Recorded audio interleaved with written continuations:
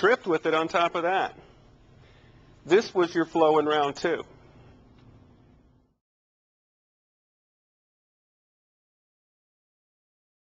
In round 1, there was nothing going on, and then you'd get a bunch, and then there was nothing going on for long periods of time, and you get a bunch. And the same thing was happening within the process because we were batching. In round 2, even though you didn't make a specific rule against batching, there was no need to batch because you were, for the most part, able to keep up. So things flowed through, one-piece flow all the way down the line, and what the customer experienced is exactly what most of you experienced, which was a level workload. Right? It's not like, well, there's nothing to do around here except when the place is going crazy. It was a steady level workload. How much more enjoyable would that be in the work? You run out of gas because it just happened and you have bad karma and you're an unlucky person. It happened because something or some things caused it to happen. Okay, where is my inbox? Okay. Everything moves. Will you get a card? Do you have a package? Yeah. So this is the money round. Let's see what we can get for world-class performance in our Lean Six Sigma process. 4, 3, 2, 1. Begin. All right, customers, 2 packages are in the outbox. I've got couriers on the hop.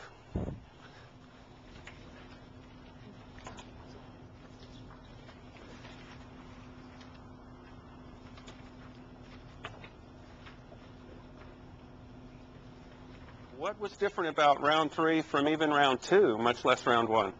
A lot fewer steps. A lot fewer steps. Well, we had a simpler process.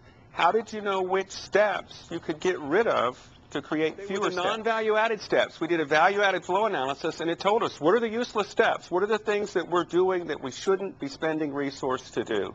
We took a different perspective on the process, and we saw new opportunities. You combined some additional roles. How did you know that would be okay? Trial For and errors. We call that a pilot. We had a good idea of how long each task takes. We knew what our customer expectation was. We had that requirement of, about 7.5 seconds per package. By the way, that would be called a trial to look for errors. And then we went into the final round, and let's see just how much better we are. Customer North, how many did you send out? 10. How many did you receive? I received 11. 11? And did you have any defects? Nope. And average delivery time?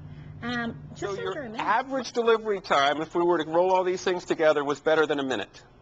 You went from an average of better than 20 minutes in round 1 to less than a minute in round 3. How did you do that? You took some Lean Six Sigma tools.